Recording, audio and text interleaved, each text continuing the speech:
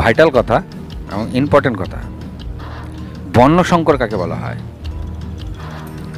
যদি লাল রঙের সঙ্গে হলুদ রং মেশান তাহলে না দাঁড়াবে লাল, না দাঁড়াবে হলুদ, কালারটা অন্য হবে।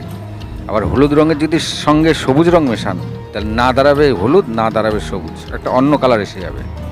এটাকে বর্ণসংকর বলা হয়েছে। এর জন্য বলেছে জাতের মেয়ে কালো ভালো, মানে যাকে যে বর্ণে আছে, আমাদের গোবিন্দর কথা অনুসারে যে বর্ণে আছে তাকে সেই বর্ণেরই নারী পুরুষকে বিবাহ করা দরকার।